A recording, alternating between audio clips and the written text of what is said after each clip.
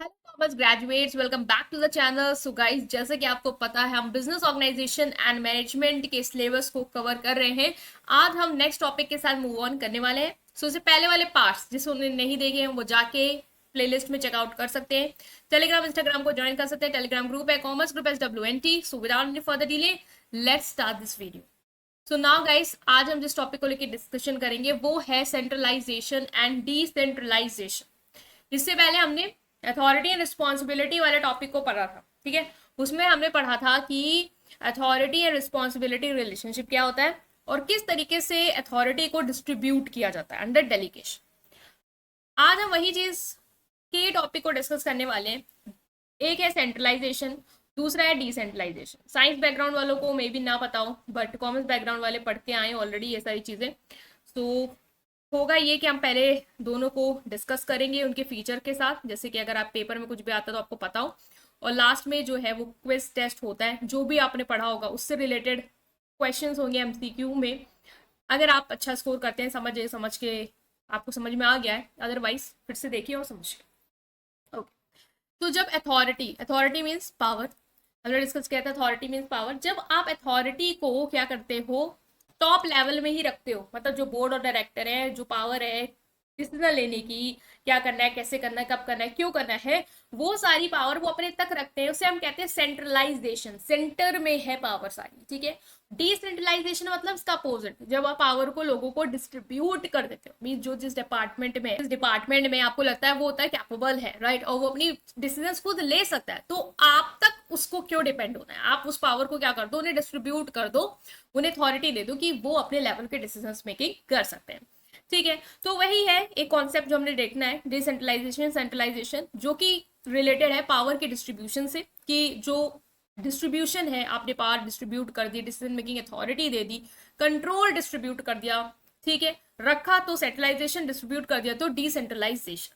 अब एक एक करके हम समझेंगे थोड़ा डिटेल में कि सेंट्रलाइजेशन और डिसेंट्रलाइजेशन क्या है फीचर से।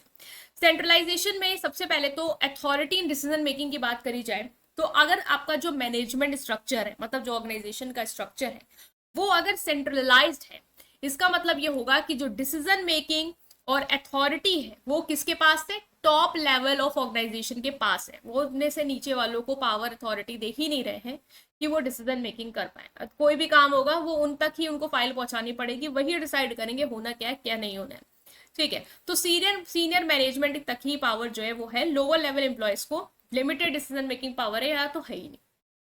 कंट्रोल की बात करी जाए तो क्लियर है, कंट्रोल सेंटर में ज्यादा है, ग्रेटर कंट्रोल है, कंसिस्टेंसी है डिसीजन मेकिंग क्योंकि सारे डिसीजन वही ले रहे हैं, तो स्ट्रिक्ट कंट्रोल है उनका पूरे प्रोसेस में, जो कि सबको फॉलो करना है और कोई चेंजेस नहीं है। एफिशिएंसी की बात करी जाए तो centralisation can leads to efficient resource allocation as decision can be made quickly and consistently. Of course decision top level को लेना है तो वो तुरंत डिसीजन ले लेंगे और कंसिस्टेंट डिसीजन लेंगे, जैसे पैटर्न पे वो डिसीजन लेते आते हैं, जो फैक्टर वो इंपॉर्टेंट ज्यादा कंसिडर करते हैं उसी के हिसाब से वो डिसीजन लेंगे। तुरंत काम हो जाएगा, डिसीजन तुरंत हो जाएगा। ऐसा नहीं कि हर डिपार्टमेंट अलग अलग लेवल पे ले रहा है, फिर कॉन्फ्लिक्ट हो रहे हैं, फिर टाइम टेकिंग हो रहा है, वो नहीं होगा।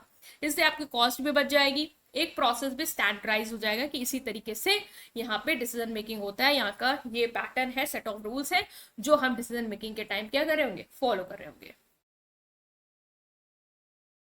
नेक्स्ट आता है risk management. In some cases centralisation can help in risk management by ensuring that important decision are made by experienced executive. Of course risk manage हो जाएगा क्योंकि जो टॉप लेवल में जो सीनियर है, जिनको एक्सपीरियंस है, ठीक है, जिन्होंने इस तरीके की सिचुएशन बार बार हैंडल करी है throughout the journey of your organisation, वो डिसीजन ले रहे हैं बड़े बड़े, तो कोई रिस्क जो है वो मैनेज हो जाएगा। अदरवाइज जैसे कोई इनएक्सपीरियंस्ड है, लोअर लेवल है, उनको ज़्यादा एक्सपीरियंस नहीं है, उन्होंने कोई ऐसा डिसीजन ले लिया जिसमें हमारा नुकसान हो सकता है, तो हम वो चीज़ मैनेज नहीं कर पाएंगे। बट टॉप लेवल एक्सपीरियंस में तो ऑफकोर्स रिस्क मैनेजमेंट हो जाएगा।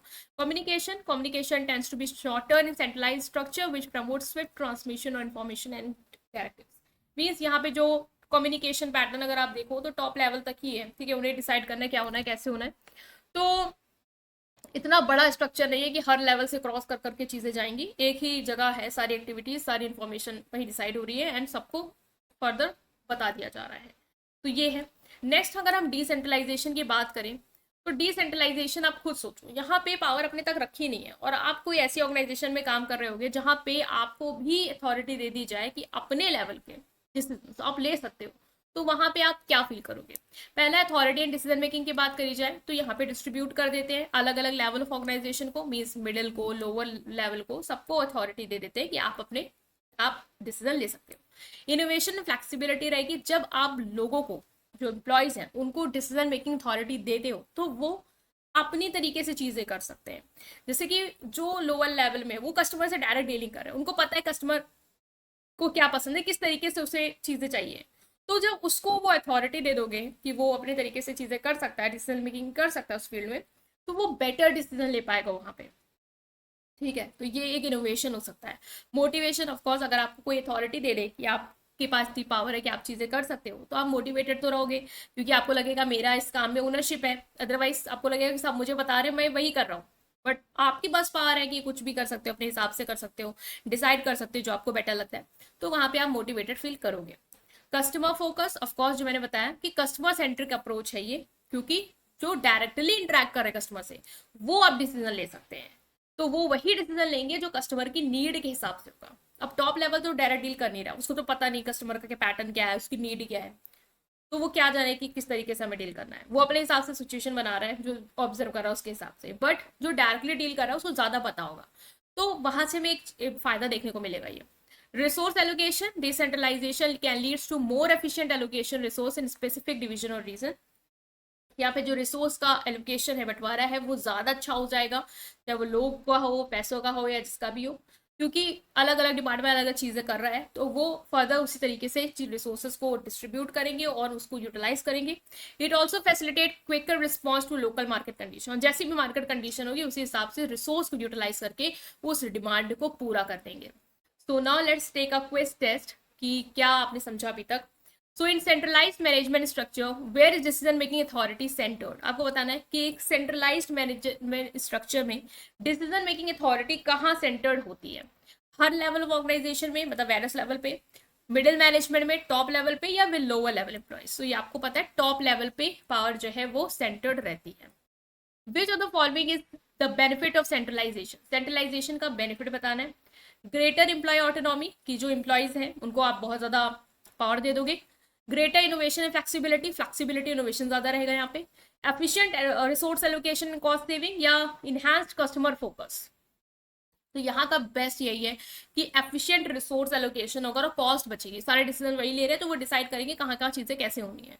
ठीक है, बाकी जो ग्रेटर एम्प्लॉय ऑटोनॉमी है और इनोवेशन है, फ्लेक्सिबिलिटी है, इनहैंस कस्टमर फोकस, ये सारे पॉइंट जो है वो आपके इसमें कवर होंगे।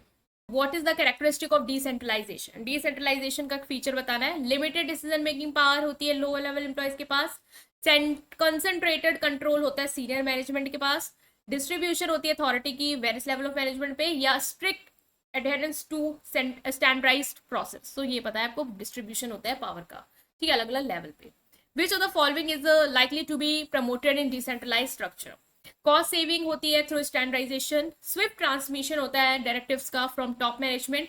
एम्प्लॉय मोटिवेशन एंड ओनरशिप रहती है, मतलब डिसेंट्रलाइजेशन प्रमोट करता है एम्प्लॉय मोटिवेटेड रहे और ओनरशिप लगे उनको उनके फील्ड पे है। और सेंट्रल कंट्रोल होता है, तो यही पता है आपको, एम्प्लॉय मोटिवेटेड फील करे और ओनरशिप रहे उनके काम पे, ये प्रमोट करता है। How does centralisation impact communication within the organisation, communication को कैसे इम्पैक्ट करता है centralisation? Communication lines tend to be longer, ज्यादा लॉन्गर रहेंगी सेंट्रलाइज में। मोर फ्रेगमेंटेड रहेंगे। टेंस टू बी शॉर्टर, या डिस्करेज होगा कि कम्युनिकेशन करना ही नहीं है, तो टेंस टू बी शॉर्टर हमने पढ़ा था, ज्यादा स्कैटर्ड नहीं रहेगा, ठीक है, छोटे लेवल पे रहेगा, मतलब ऐसा नहीं कि डिटेल में चेन में चीजें चल रही हैं, ठीक है, टॉप लेवल को लेना, वो डायरेक्ट लेके दूसरों को बता देगा, बस इससे ज्यादा कुछ नहीं, ठीक है। सो ये हमने गाइस डिस्कस कर लिया, आई होप समझ पाए हैं। स्कोर कमेंट सेक्शन में देंगे, वीडियो को लाइक करेंगे, चैनल को सब्सक्राइब करेंगे, अपने फ्रेंड्स के साथ इस पूरी प्लेलिस्ट को जरूर शेयर करेंगे। Thank you.